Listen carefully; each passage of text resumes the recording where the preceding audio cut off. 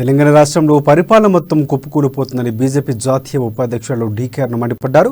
ఈ రోజు ఉదయం 10వ తరగతి హిందీ పరీక్షా పత్రం లీక్ కావడంపై డీకేఆర్ను స్పందించారు. మొన్న టీఎస్పీఎస్సీ, నిన్న 10వ తరగతి తెలుగు, నేడు హిందీ ప్రశ్నాపత్రాలు లీక్ అవుతూ ఉంటే ప్రభుత్వానికి చీమ కుట్టినట్లయినా లేదని ధ్వజమెత్తారు. ప్రభుత్వంలో ఎవరి శాఖలకు ఎవరు మంత్రులు అర్థం కావటం లేదని, అన్ని శాఖలకు తానే రాజు అనే మంత్రి అంటూ స్పందించే కేటీఆర్ ప్రశ్నాపత్రాలు ఏకధారిగా లీకులు అవుతూ ఉంటే ఎందుకు స్పందించడం లేదని డీకేఆర్ను ప్రశ్నించారు. ప్రభుత్వ అధికారులపై సీఎం, మంత్రులు పట్టు కోల్పోతున్నారని విమర్శించారు.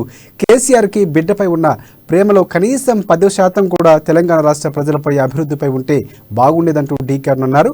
లీకేజీ వ్యవహారంపై ముఖ్యమంత్రి స్పందించి లీకుల వెనుక ఉన్న అసలు సూత్రధారిపై కఠిన చర్యలు తీసుకోవాలని డిమాండ్ చేశారు.